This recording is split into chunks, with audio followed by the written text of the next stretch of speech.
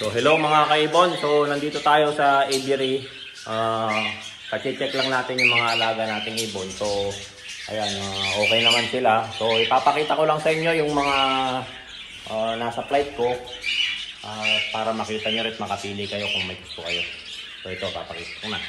So ito yung unang flight natin, mga heavy pied lime na follow saka heavy pied.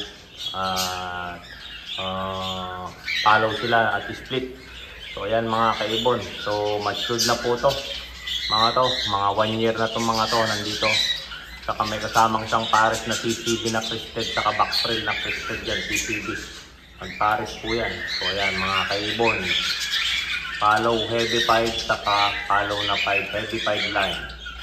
So saka may split din yan, saka ito clear pied. Kak po yan, clear pied na yan.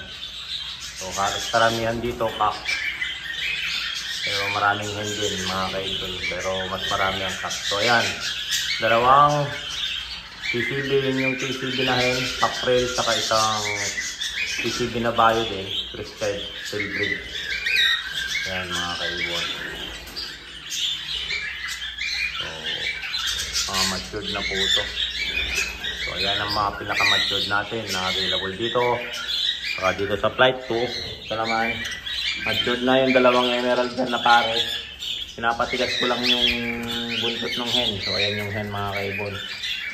Saka dalawang silver, isang double factor na pastel, saka isang single factor na white face. So ayan mga kaibon. Saka may pares din dito. At yan ay isasalang ko mga kaibon. Kinuha natin sa mga inawitan natin mga kaibigan. So ayan o. So ayan mga kaibigan, mga kaibon din natin yan. So ayan. Tapos ito yung bagong harvest natin. Mga heavy pied, mga clear pied, saka heavy pied lime na follow.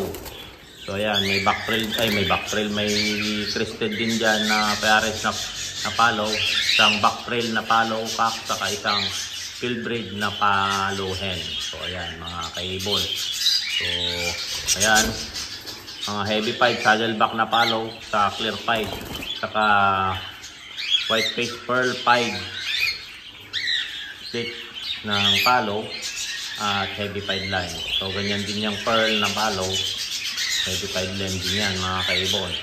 So punta tayo sa labas. So ito yung follow ko na backtrail. Set na rin natin yan. So yan, follow opa na backtrail, saka isang fieldbreed na follow din na hen. So ayan, saka dito sa baba isang single factor na pied, saka isang single factor din. Ayan mga kaibon, single factor na RS yan, saka isang RS. So silver lime yan mga kaibon, yung RS na yan, magkakapatid yan, tatlo na yan. So yan mga kaibon. Dito naman sa labas, ito yung mga halo-halo lime, pero karamihan dito is mga RS na silver, saka single factor. Mga nandito karamihan is mga matured na. So yan mga kaibon, ito double factor, pastel, RS. Mga RS itong nandito sa labas. So ayan, RS na single factor saka double factor. So ayan, kung nakikita nyo mga kaibon, ayan sila. So mga silver lime, saka may heavy pied din yan. Ayan, heavy pied na split follow, saka heavy pied na follow, magkatabi. So ayan mga kaibon. So ito clear pied yan, yan. O heavy pied siguro, ayaw magpakita eh. So ayan mga kaibon. Ayan o. Nakikita nyo. So meron pa pala tayong hindi na ibabari ito. So ito yung isang pastel na double factor, saka isang silver lime na follow, ay split ng follow o RS yan mga kaibon. So ayan, dalawa pang din natin ibaba dyan, din natin ipasama. So yun yung magulang niya. isang pastel na single factor saka single factor na pearl. Yan mga kaibon, na palo lime. So ayan mga kaibon, marami pa tayong available. So ayan, kung nakikita nyo, ayan, mga halos ng karamihan dito hen. Pero hindi ako naglalabas ng hen lang, kailangan may kapares. So yung mga hen natin na pearl na yan, silver lime saka split yan, split ng palo. So ayan, yung pearl na to na hen, split ng palo at heavy pied lime yan mga kaibon. So ayan mga kaibon, kung nakikita nyo, ito naman silver lime to, panalang na rin to, silver lime, pero possible na split ng palo. Cinnamon siya, hindi ko maintindihan kung cinnamon o single factor siya mga kaibon, pero sa tingin ko cinnamon siya. So ayan mga kaibon, maraming magaganda. So yan, yung tatlong yan, hen din yan. Yung apat na yan, hen din. Hen yung apat na yan. So ayan, nakikita nyo lahat. Lapit natin yung dalawang pastel na yan, single factor na RS pastel. So ayan mga kaibon, ito porkip yan mga kaibon, kasi maraming tatlong linyada yung hawak nun, yung kargada nyan, yung ito. So ayan mga kaibon, ito single factor na pastel na pearl, hen din, tapos ang clear pied na split ng palo, saka isang pearl pied split palo heavy pied line. So ayan mga kaibon, halos lahat, karamihan. So isa, yung heavy pied na to split, yung nasa gitna tabi ng cinnamon, is split palo na heavy pied. So ayan mga kaibon. So ito naman yung mga crested na parakeet natin. May mga crested na TCB, crested na split, mga body kit na po lahat yan. Body kit po sila lahat mga kaibon. So makikita nyo malalaki sila, mga crested. May mga body dyan, di nyo mapansin kasi medyo malalaki na yung mga body kit ko. So ayan, mga available po karamihan dito, TCB na body, saka lace string na body albino. Ayan mga kaibon, kung nakikita nyo, ayan mga crested fresh breed.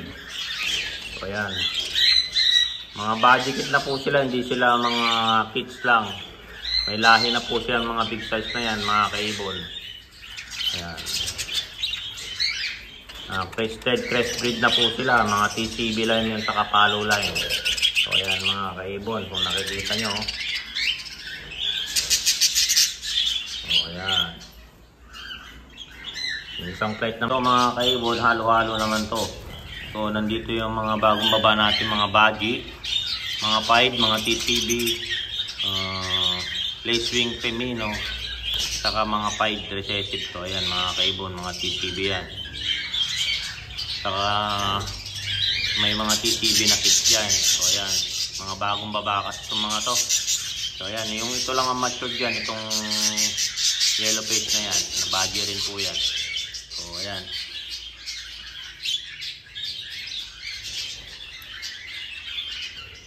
ayan, mamili na po kayo dyan mga kaibon.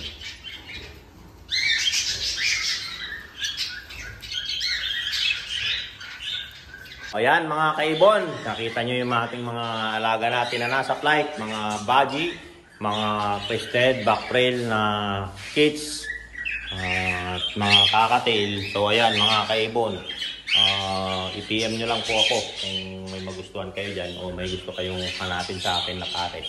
So ayan, meron din po akong available dito. Ayan o, isang opa pale green saka isang pale na white face. Hindi ko alam po siya, matagal na silang pares, kaso lang hindi nangingitlog, pero kanyan sure na hen at cock. Kasi nangitlog na sila minsan, hindi ko na tinuloy kasi mabigat talaga sa akin yung alb. So ayan, kung gusto nyo rin yan, ayan po, available din yan. So ayan, don't forget to subscribe my YouTube channel mga kaibon, Warren Palakpak Kaibon, at aking Facebook page, Warren Palakpak, kaibon, at ang aking Facebook, Warren Palakpak, Mr. Tigasin. So ayan, kung may magustuhan kayo, PM lang mga kaibon. So ayan, hanggang sa muli, paalam!